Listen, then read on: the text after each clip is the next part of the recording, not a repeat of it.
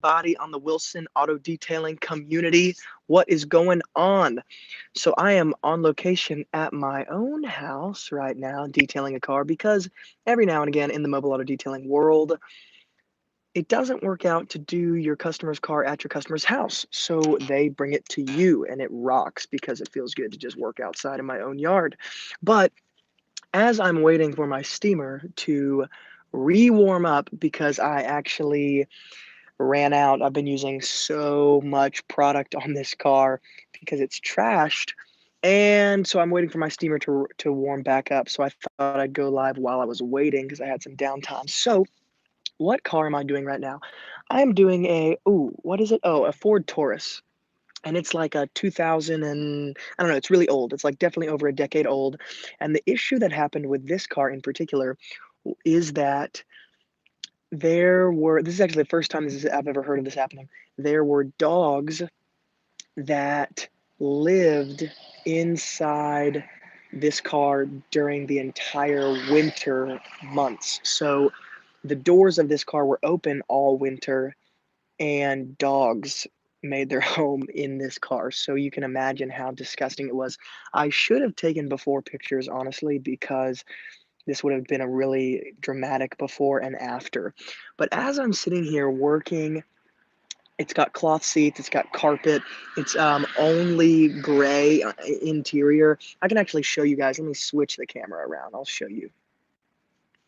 All right, so check out what we got. So I've actually already shampooed all the carpets, and I've already detailed out all of that, all the hard plastic. Callus Auto Detailing, what's up? But I'll take you guys for a quick tour just so you guys know what I'm dealing with. And I'm actually only doing the interior. So no exterior. You guys can see some of these ink stains that have been there for literally over a decade. And I have not done the back seats. I think I'm going to shoot an edited video on the back seats, show you guys my exact process. But as I'm sitting here, um, I wanted to explain something that I think would be of value to some of you. So as I'm sitting here, I'll just sit in the car. So what happens in the auto detailing world, and I'm saying that I know this happens because I dealt with it too. Lomas, ¿cómo estás? Gusto en verte. Actualmente no puedo verte, pero yo sé que estás aquí. But what I had to deal with is managing my own expectations in the auto detailing world because I would get frustrated if I couldn't get something perfected. So there would be times when I was first starting in my auto detailing business and I would be working on a car and there'd be a certain area that I just could not get clean. Like I couldn't get it to the level I wanted. And I remember thinking, like, getting so frustrated about it. And then sooner or later, it dawned on me as I kept doing cars and kept doing cars and kept doing cars. It finally hit me that you're never everything to perfection. And to Soviet Clutch, what's up? And to expect that this car that has been lived in by a pack of dogs all winter and it's never been detailed in over a decade, why would I expect this to be perfected? I can't expect this to be perfected. And the truth is, it's not reasonable or rational to expect it to be perfected. So at some point, I had to come to a conclusion. I'm not being rational. I'm not being reasonable. It doesn't even make any sense what I'm expecting of myself. And I'm not even expecting what the customer is expecting. My customer is not expecting perfection because he or she knows that this car is absolutely wrecked. And then if they're not expecting perfection, why would I put that weight on myself? Callus Auto Detailing says, you'll never get one clean that a dog has lived in like that. You'll never get it to perfection. Just do the best you can for sure. So Jeffrey says also you get what you pay for. And that's actually a great point because the conversation I had with my customer before he gave me bring this car to the highest level of perfection that is within the realm of possibility, but it will not be perfected. And so he understood, okay, I want my car to be as clean as it can possibly be, but I know it's not going to be perfected. So he was still willing to pay my specific price because he knew that I would get it to a higher level of perfection than anybody else would, though it still is not going to be perfected. But it's actually a really good point because I was on the phone with a client yesterday and I was talking to her and I said, here, if you want to come detail your car and remove some of these scratches you're talking about, as well as a full interior and exterior detail, I can do that. But you're already but based on the size of your car, based on the description you just gave me, based on the answers to the questions I asked you, you're looking at like a minimum price of like $290, $300. And on top of that, I can come do all of this for $300, $350. But you have to understand that even when you pay me that, yes, your car is going to be dramatically improved. It's going to be drastically different, but it still is not going to be perfect. So I was making sure to like over communicate that point to my customer because dropping $300 is a lot. And some people, if you don't communicate, they're they look at $300 as such a large amount of money that it's like if you didn't communicate it's not going to be perfected and they pay you $300 and it's not perfect when you get done, they're going to freak. And so it's this over communication, like, hey, even though you're paying multiple, like several hundreds of dollars, it's still not going to be perfect. So Junior said, congratulations on 10,000 subscribers. I need a Luke Wilson car detail tee, a Wilson Auto Detailing t-shirt. Where can I order mine and how can I go in for free? Dude, that's a great idea. I'm actually probably going to give away some free Wilson Auto Detailing t-shirts this summer, so look out for that.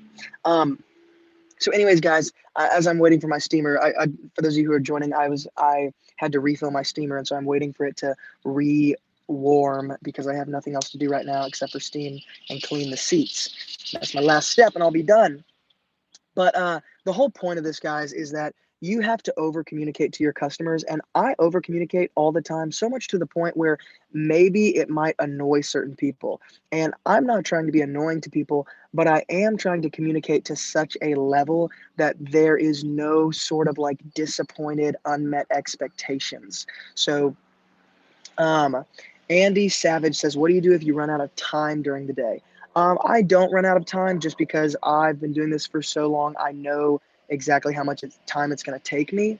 So don't run out of time because don't schedule more than you can do. That's a stupidly simple answer. But Marios says, I'm watching from Greece, from Athens, Greece. That's crazy awesome.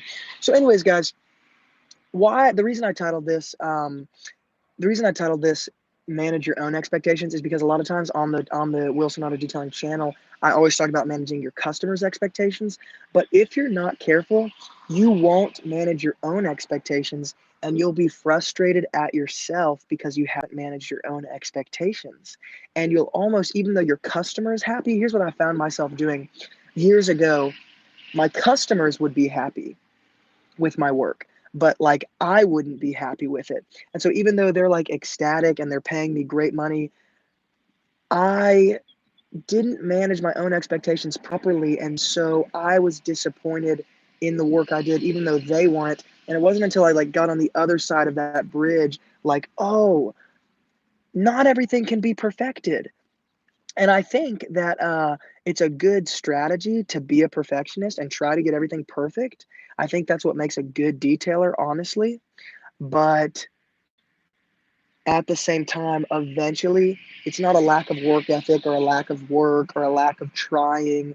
It's just rationale and reason and being reasonable and saying, oh, the ink stain in the back of this car is not going to come out because it's been there for 12 years. So that's okay. That's not that nobody's gonna be upset with me for that. CD Network says, do you go door to door advertising your business? Social media, my website, whatever it is. Junior says, what's a good APC for cleaning inside of the car or engine? Same answer as always. Super Clean diluted 5-1. Meguiar's APC diluted 10-1. And I have only cleaned this interior with super clean degreaser diluted 5-to-1 because it's so dirty. I'm not even touching the APC because I need something strong. Super clean 5-to-1 this entire time. So anyways, guys, let me check my steamer, see where we're at with that. But it is a beautiful day in Middle Tennessee. Ooh, I think we're pretty much good. All right, guys. Aaron says, do you ever have to deal with water regulation law in California? We have regulation. Yeah, here in Middle Tennessee, in the South, we do not have to deal with like a lot of water regulations or chemical regulations. California is probably the most overregulated state in the entire United States of America. So for those of you who detail in California, I am very sorry. There's ways to work around it. I mean, there's ways to work around it, but yeah, in the South, it's kind of a different world, honestly. So as far as those kind of things go. Um, so anyways, guys, I'm going to get back to this, but more than anything, as you're detailing and as you're building your business, manage your customers' expectations, but at the same time, manage your own expectations. Don't be disappointed in the fact that that ink stain isn't going to come out. Don't be disappointed that the fact that these carpets aren't going to be perfect after a herd of dogs made their home inside this car for an entire winter. It's just not going to happen, and that is okay. So anyways, for those of you who are new to the Wilson Auto Detailing community, consider subscribing because I come out with videos all the time just like this that are not live videos all the time, but videos just like this on products, tools, strategies, communication skills, business skills, and so much more, all in an effort to help the pro detailers become more successful and profitable in their businesses. And on the channel, I share the same strategies that took my detailing business to a full-time income with only part-time hours. So if that interests you, definitely subscribe. Also, guys, some of you guys have been commenting on these videos and your comments literally make me laugh out loud when I'm by myself because they're so funny. So I need to release, I was thinking about this. Comment below and tell me if you guys would like this. If I put together just like a 60-second, like 2-minute video, really short, just compiling a bunch of the hilarious comments that you guys have put on these videos because they're so funny and I think it would be really funny. So tell me below when this video gets posted, comment and tell me if you'd like that. Harry Keister, that's classic, Harry Keister. Okay, hey, you're awesome, man. Love your videos. Thanks, Harry, though I'm assuming that's not your real name because it's a play on words. I get it. All right, guys, I think that's it. Yep. All right, I'm not going to answer any more questions right now, but if you have any more questions, comment below. I always answer questions if you comment them below the videos. So love you guys, and I will see you later.